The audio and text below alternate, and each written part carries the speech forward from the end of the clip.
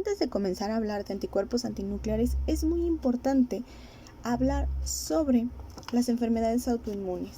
Estas enfermedades son un grupo de patologías crónicas muy amplio en las que factores tanto genéticos como ambientales y hormonales van a contribuir en su aparición.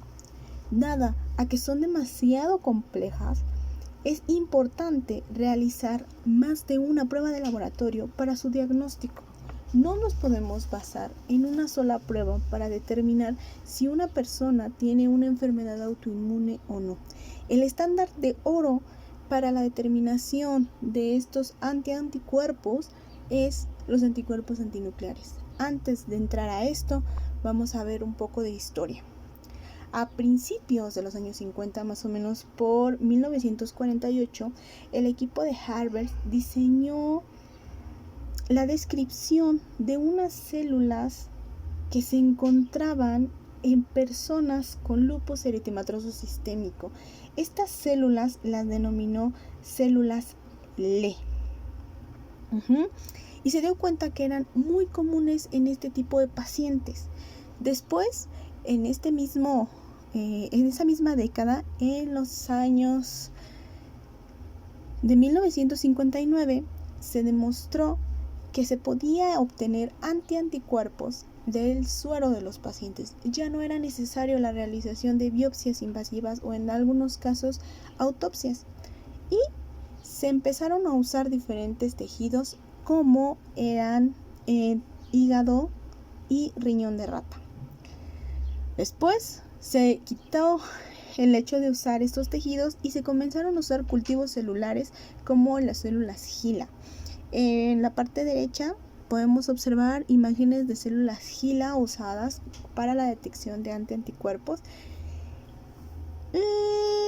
También se empezaron a usar como sustratos más afines, como son las células HEP2 y actualmente las HEP20, que son como el boom moderno, ya que las células en el caso de HEP20 presentan núcleos mucho más grandes que las HEP2 y es más fácil identificar algunos patrones.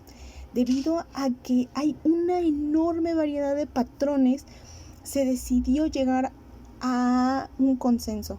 Estos patrones son complejos de identificar y en 2016 se celebró el primer consenso para poder establecer patrones específicos y ayudar a el diagnóstico de estas enfermedades.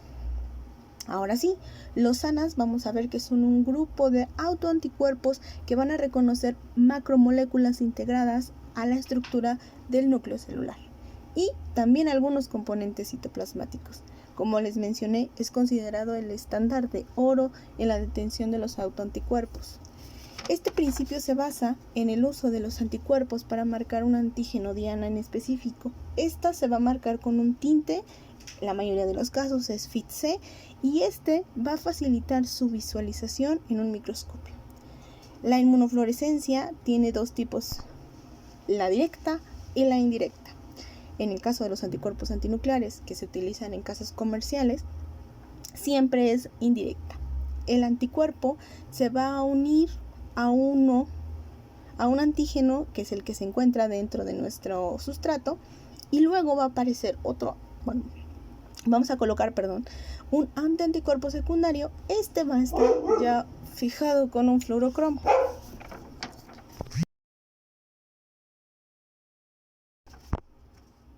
El método en la mayoría de las casas comerciales es muy sencillo. Primero se hace una dilución del suero. Los consensos hacen énfasis en que es recomendable hacer la dilución a partir de 1,80, pero las casas comerciales no quieren dejar nada a la suerte y prefieren hacer una dilución más, 1:40. Entonces, lo ideal es seguir con lo que nos marca nuestra casa comercial y tomar esa dilución 1:40 como un screening, leer, hacer nuestra lectura y después verificar si necesita hacérsele más diluciones. Una vez que establecemos qué dilución es la que queremos, vamos a incubar. Se coloca nuestro suero ya diluido dentro de las laminillas y vamos a incubar. durante 30 minutos aproximadamente. La mayoría de las casas comerciales tienen este tiempo. Esto va a permitir la unión del primer anticuerpo a nuestro sustrato. Este sustrato enriquecido con el antígeno. Después de eso se va a hacer un lavado y en ocasiones se les pide que las placas se dejen reposar 10 minutos hasta 20 minutos en PBS para remover cualquier residuo que nos quede. Después ya viene la adición de nuestro segundo anticuerpo, que ya viene conjugado con FITC, lo que nos va a dar la fluorescencia, y también se va a dejar incubar en un periodo de 30 minutos. Se lava de la misma manera en que se lavó al principio, se pone medio de montaje y se lleva a la lectura. No es muy complicado. La lectura es la complicada. Hay muchos patrones y pueden ser desde nucleolares hasta citoplasmáticos. Entonces, estos no se deben de hacer por personas que no conozcan del tema y siempre teniendo en cuenta al Consenso Internacional de Nomenclatura Estandarizada que cada año se actualiza. Es necesario revisarla y estar al pendiente de cada uno de los cambios, modificaciones, porque incluso los nombres cambian. Ya que estamos familiarizados con este consenso, que ya sabemos más o menos cuáles son los patrones, tenemos que ir a la acción en el microscopio. En el microscopio es necesario tener en cuenta 3 pasos fundamentales. El primero de ellos es el escaneo. Este se va a hacer a un objetivo grande, o sea, vamos a verlo 1:20. Vamos a ver todo el campo grande. Vamos a ver las células, vamos a ver su forma, vamos a ver si hay un patrón. Necesitamos escanearlo. Ver si la fluorescencia se adhirió bien, si hicimos nuestros lavados correctos, si no tiene un exceso de colorante. Para esto sirve el escaneo, para decir si esta lámina que realicé es apta para que yo la siga leyendo. Si no, va para atrás. Tenemos que volver a realizar todo desde el principio. Después la identificación. Si ya escaneé mi placa, alcanzo a ver las células bien, las fases de mis células se encuentran dentro de, porque es muy muy importante ver el ciclo celular, y si puedo ver un patrón. Si puedo ver un patrón, entonces pongo un objetivo más cercano y voy a proceder a la confirmación, que es importante. No hacer la lectura en la periferia o en el centro del pozo. ¿Por qué? Porque en esas zonas se puede acumular el colorante y darme resultados erróneos. En la imagen podemos ver un círculo, luego rodeado por rojo, y en el centro también hay rojo. Esas son las zonas en las cuales yo nunca voy a hacer la lectura. Ya que establecí cuál es mi campo de visualización, ahora tengo que escoger entre el enorme y vasto, ¿cómo se dice? Patrón que puede tener. Son muchos patrones, es una lista enorme. Entonces, para empezar, si lo que nosotros estamos viendo es una fluorescencia homogénea, nuestras células se ven completas. Vamos a ver que toda esta fluorescencia es regular dentro de nuestro nucleoplasma. Y lo más importante, las células en mitosis van a tener una cromatida fluorescente. Si esto es correcto, ¿qué es lo que va a pasar? Lo vamos a determinar como un homogéneo. ¿A qué me refiero con que la cromatida sea fluorescentemente homogénea?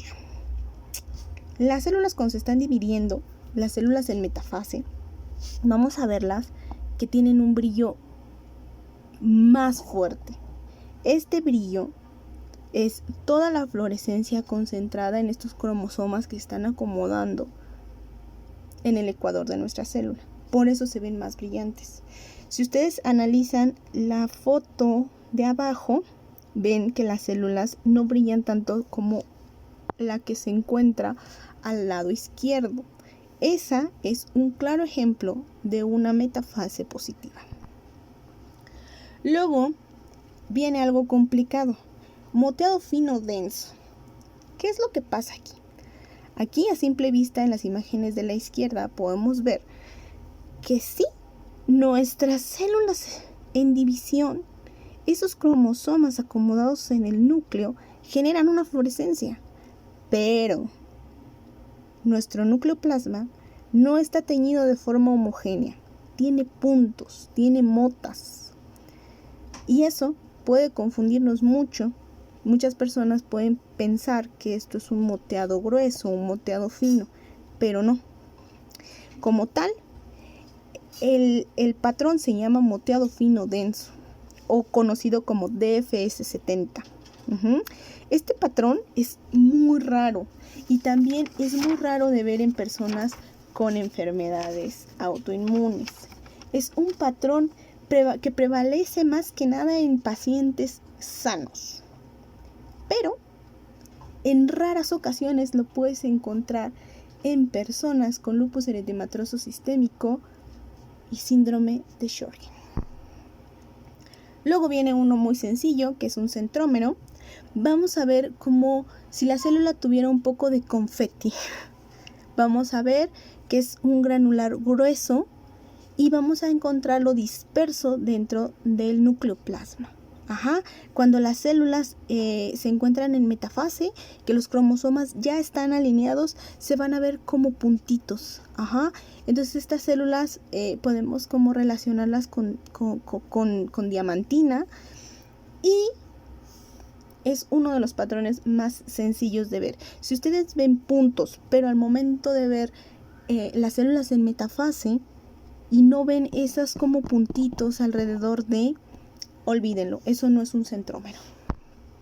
Luego viene el moteado fino, con el que se me confunden en el moteado fino difuso. ¿Por qué? Aquí la diferencia es que nuestras células en metafase, esos cromosomas que se encuentran en nuestro ecuador, no van a estar teñidos. Van a presentar esas motas por todo el nucleoplasma, pero no va a estar teñido nuestra línea mitótica, ¿vale? Moteado grueso es muy similar al moteado fino, solamente la diferencia es el tamaño de estas motas en el nucleoplasma, ¿vale? Tenemos puntos nucleares múltiples, con el que se confunden en algunas ocasiones con el centrómero. ¿Cuál es la diferencia aquí? Aquí es que estas no se van a meter con los patrones de metafase. Nunca vamos a encontrar fluorescencia en metafase. ¿Y qué es lo principal? Vemos puntos que son de 7 hasta, no sé, unos 20, ¿vale? Entonces los pueden contar. Si son menos de 6, eso ya no es un punto nuclear múltiple. Puntos nucleares escasos es lo contrario. Hay puntos, pero son muy pocos, de 1 a 6, y se pueden dar cuenta que también las células en metafase no van a presentar fluorescencia. Nucleolar homogéneo. ¿Podemos decir que es lo contrario a un moteado? Ya que en el moteado se teñía parte del nucleoplasma dejando motas negras.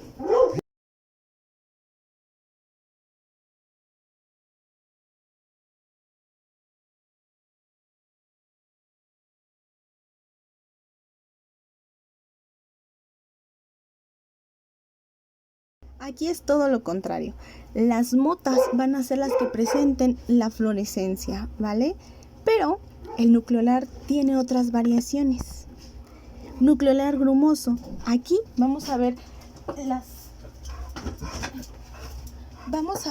las tinciones de los nucleolos, pero las células en metafase sí van a presentar fluorescencia, pero esta va a ser una tinción pericromosomal. Y para terminarnos de confundir, también hay otra, nucleolar granular. Tiene un punteado granular también en las células en metafase. La membrana nuclear lisa. Es muy fácil de confundirlo con las células homogéneas, pero la diferencia es que la cromatina en la metafase no va a tener color. Y cuando las células se tocan entre ellas, van a tener una peculiar fluorescencia. Es muy similar al anterior, membrana nuclear granular. Va a tener las características muy similares a un moteado, pero con la diferencia que estas, cuando se tocan, van a tener fluorescencia, igual que en el anterior. Son los principales patrones nucleares de las células HEP2 que podemos observar.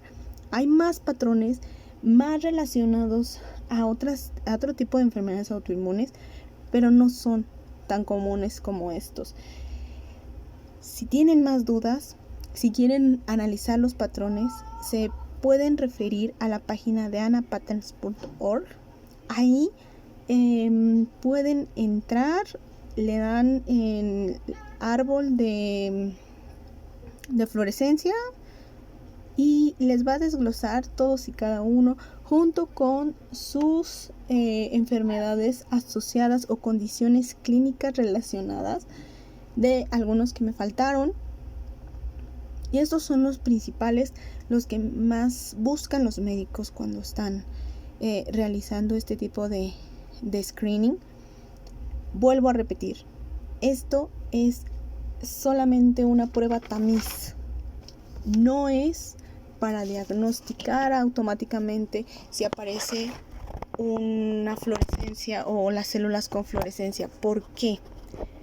Porque estas son muy específicas. Incluso en algunos autores indican que podría establecer pronósticos e incluso predicciones para la posible aparición de enfermedades autoinmunes en personas aparentemente sanas en el futuro. También se ha demostrado que personas con infecciones dan positivo a títulos algo altos de este tipo de patrones. Entonces no puedes descartar o afirmar una enfermedad autoinmune con esta prueba. Es necesario que un médico dé su parte y que hagan más estudios.